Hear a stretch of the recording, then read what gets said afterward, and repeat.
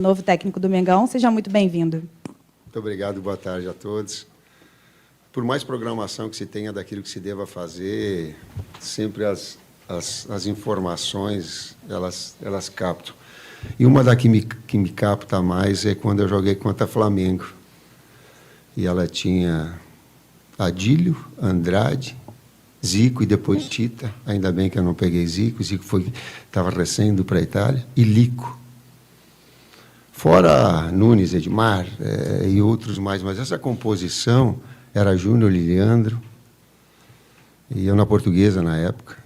E o quanto eu corri atrás, o quanto eu passei de sufoco nessa história. Eu falei isso daí para mostrar a história, a grandeza, o quanto eu sei, da alegria que o torcedor tem em ver sua equipe, do quanto eu vou estar empenhado para transmitir também, de alguma forma, participar dessa alegria para poder transmitir a eles, da grandeza do clube e do orgulho. É um orgulho, é um desafio e uma responsabilidade muito grande. Obrigada, Tite. Agora a foto oficial, com a entrega da camisa, né, para o Tite. O presidente vai entregar, assim como o Marcos Braz, Bruno Spindel e o Reinaldo Belotti, os 4 entregando a camisa aqui para o Tite. E aquela foto oficial com o nosso fotógrafo Marcelo Cortes, o Tite que volta a comandar um clube, né, depois de 7 anos, o último foi em 2016. E o Flamengo vai ser o 15º time que o Tite comanda na carreira como treinador, contando a seleção brasileira. 15º? Bem-vindo mais uma vez. Queria saber o seguinte, você já ganhou tudo, né, em clubes, né, todos os títulos possíveis. O que te motiva a dirigir novamente um clube e, principalmente, o Flamengo? Quando nós estivemos conversando, e ela teve, através do Gilmar, da possibilidade, do Marcos e do presidente, logo em seguida, no contato com eles, é assim o projeto de 2024, é a busca de uma retomada de vitórias importantes, da perspectiva de título, sim, e depois um alinhamento de datas, que nós conversamos bastante a respeito, o Marcos estava falando, o presidente estava comentando, para que a gente pudesse seguir, sim, esse trabalho e ter uma possibilidade de êxito, que é o que nos move, que me move. Boa tarde, Tite. Carlos Gil, da TV Globo, Sport TV, tudo bem? Vou até me aprofundar um pouquinho na pergunta que a Luana fez, e o presidente Landim até, de certa maneira, respondeu em parte essa pergunta. Eu gostaria de saber o que exatamente, claro, foi um pedido do Flamengo, mas o que exatamente te fez repensar o teu projeto de só trabalhar em 2024? Que argumentos foram apresentados pelo Flamengo que te seduziram? E também aproveitando para saber o que te facilita conhecer tanta gente desse elenco, porque 11 estiveram com você em algum momento na seleção brasileira. Obrigado. Boa tarde, Carlos. Eu prefiro colocar, assim, respeitando todas as colocações diferentes, um ajuste de datas. Por quê?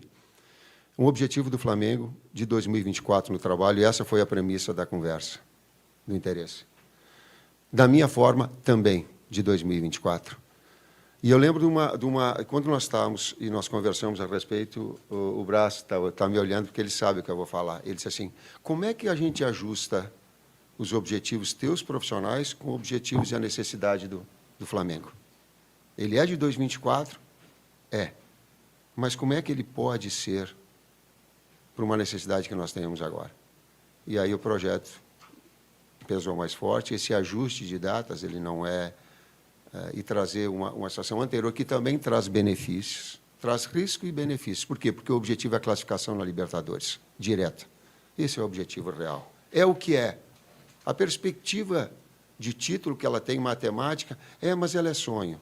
E nós temos realidade em relação a isso. E ela tem um risco, porque são 9 equipes que estão muito próximas de classificação e de briga de Libertadores, onde o campeonato é extremamente disputado. Então, essas necessidades, o que ela trazia de benefício? Para o projeto de 2024, também conhecer todos os atletas, estar trabalhando agora, ele é importante. Então, esse ajuste, ele acabou acontecendo dentro desse projeto inicial, que eu, a respeito de situações diferentes, não considero, e sim, uma falta mas sim uma percepção da grandeza do Flamengo, de seus objetivos, inclusive de um benefício particular do trabalho. Oi, Tite, boa tarde, boa sorte. Ricardo Lai, Grupo Globo. Todo treinador que é apresentado aqui no Flamengo, né, sempre tem o grande desafio, pelo menos, e é questionado sobre isso, de ver Gabigol e Pedro juntos, né? O Dorival conseguiu fazer isso, mas não tinha o Bruno Henrique na época, né? Estava lesionado. Aí eu te pergunto, você nesse primeiro momento pensa num Flamengo com Gabigol, Pedro e Bruno Henrique juntos? É possível? O time fica competitivo? Possível mas competitividade? Como reforçar o meio de campo? Como jogar dessa maneira? Obrigado. Boa tarde, Lai. Parcialmente eu posso te responder.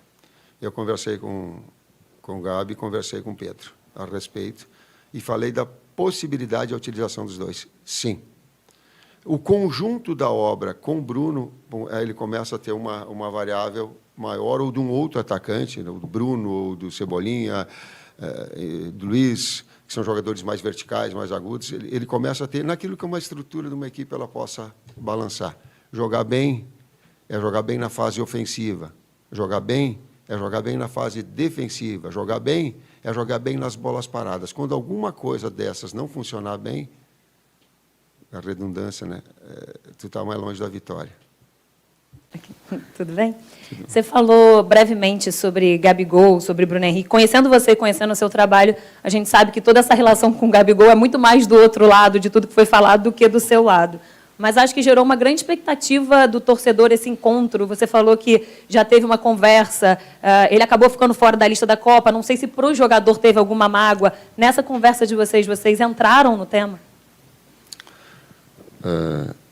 Aline, eu conversei com ele, sim.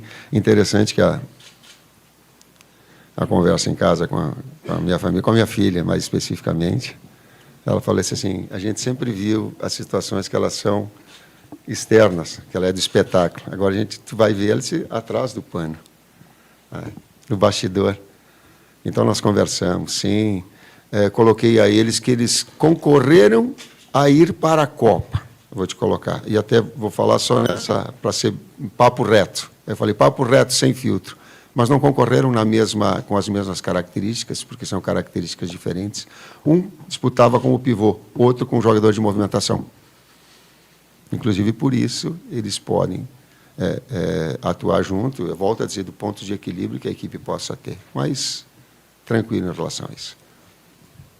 Boa tarde, Tite, tudo bem? Isabelle Costa, da Casé TV. Aqui. Tudo bem? Queria te perguntar, porque eu acompanhei esse último ano na Seleção Brasileira, pude acompanhar o seu trabalho de perto, e os jogadores sempre falaram muito bem do seu trabalho internamente também, inclusive até alguns requisitos, né, dos próprios dirigentes foram que você é um excelente gestor de grupo, e o Flamengo, nesse último ano, teve alguns problemas em relação à gestão de grupo, né, com algumas confusões de jogadores, né, até um caso de agressão. Queria que você pudesse falar como você pode trabalhar esse grupo que está um pouco fragmentado, até mesmo por esses episódios que aconteceram. O que você enxerga, quais são os problemas e o que você já sentiu também dentro desses problemas que o Flamengo passou no último ano. Obrigada. Isabelle, obrigado pela pergunta, porque isso me remeteu a uma coisa que eu correndo atrás do Flamengo, jogando pela Portuguesa ou pelo Guarani. A outra que eu tenho ciência de que eu era um jogador nota 7, vamos colocar assim. Não tinha uma excepcionalidade. Mas me trouxe uma experiência muito grande como ex-atleta. Eu observava os técnicos e dizia assim, o cara pode escalar, ele tem, é da função dele, porém me treine igual e me respeite igual. Aquela mensagem que eu tive de Carlos Alberto Silva, por exemplo, ela ficou marcada e ela é tipo um carimbo meu, e eu faço porque senti isso e porque senti num profissional dele, em Pedro Pires de Toledo, exemplo para que eu possa agora, em relação a ser técnico, passar aos atletas. Respeito. Tite, Raiza Simplício da Gol Brasil aqui no meio. Seja bem-vindo. Eu queria saber de você, você já está uma semana aqui no Flamengo, se você já deu para ter algum diagnóstico do porquê desse Flamengo de 2023, que é um grande elenco, tem grandes jogadores, vencedores, ter tanto fracasso em 2023, você conseguiu já diagnosticar o que está acontecendo com esse grupo? E já tem jogo quinta-feira, já tem aí na sua cabeça mais ou menos uma formação? Como é que você quer ver esse time em campo? Raíssa, todas as atenções ficam voltadas na preparação agora, nas informações verdadeiras e antes eu coloquei em termos diretivos, agora eu amplio para Fabinho, para Juan,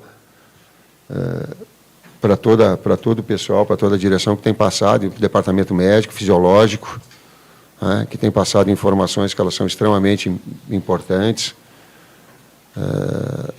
A gente conversou de manhã com o Mário Jorge, agradecimento para ele também nesse momento de transição, um momento importante, em que ele, com o peso da Sub-20, mas com a competência de poder também participar dessa situação toda, e vislumbrar, são os trabalhos agora vislumbrando o jogo. Nesses 12 próximos jogos, se eu começar a trazer o porquê lá, o porquê cá, eu vou estar perdendo o meu foco. O meu foco é num grande desempenho para quinta-feira e formatar essa equipe para que ela possa ter um grande desempenho e um bom resultado, e um grande resultado.